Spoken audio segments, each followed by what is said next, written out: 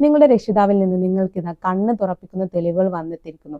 വല്ലവനും അത് കണ്ടറിഞ്ഞാൽ അതിന്റെ ഗുണം അവന് തന്നെയാണ്. വല്ലവനും അന്ധത കൈക്കൊണ്ടാൽ അതിന്റെ ദോഷം അവന് തന്നെ.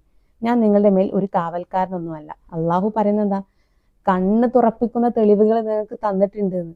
ഇത്ര വ്യക്തമായിട്ട് തെളിവുകൾ തന്നിട്ട് പോലും നമ്മൾ സൃഷ്ടാവിനെ നിഷേധിക്കുകയാണെങ്കിൽ നമ്മൾ തെറ്റുകാരല്ലേ? ഖുറാനിൽ അള്ളാഹു എത്ര തവണ ആവർത്തിച്ചിട്ടാണ് നമ്മോട് പറഞ്ഞിരുന്നത്. അപ്പൊ പിന്നീട് നമ്മൾ ശിക്ഷിക്കുന്നതിൽ സൃഷ്ടാവിന് അധികാരമുണ്ട്. അപ്രകാരം നാം വിവിധ രൂപത്തിൽ ദൃഷ്ടാന്തങ്ങൾ വിവരിക്കുന്നു. നീ വല്ലവരിൽ നിന്ന് പഠിച്ചു വന്നതാണെന്ന് അവിശ്വാസികൾ പറയുവാനും എന്നാൽ മനസ്സിലാകുന്ന ആളുകൾക്ക് നാം കാര്യം വ്യക്തമാക്കി കൊടുക്കാനും വേണ്ടിയാണത്.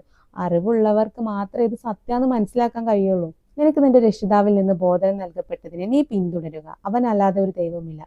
ബഹുദൈവവാദികളിൽ നിന്ന് നീ തഞ്ഞു കളയുക. നിനക്ക് എന്താണോ നിന്റെ രക്ഷിതാവ് ബോധനം തന്നാൽ നീ നൽകുക എന്നാണ് ഇവിടെ നബി സല്ലല്ലാഹു അലൈഹി വസല്ലമയോട് പറയുന്നത്. ഇപ്പൊ വിശുദ്ധ ഖുർആനി എന്ന് പറയുന്നതിന് അള്ളാഹുവിന്റെ സത്യമായ തെളിവുകളും നേർമാർഗവുമാണ്. പ്രപഞ്ചത്തിലുള്ള ഓരോ ജീവിയും അല്ലെങ്കിൽ ഓരോ മനുഷ്യനും സൃഷ്ടാവിനെ ആശ്രയിച്ചുകൊണ്ടിരിക്കുന്നുണ്ട്.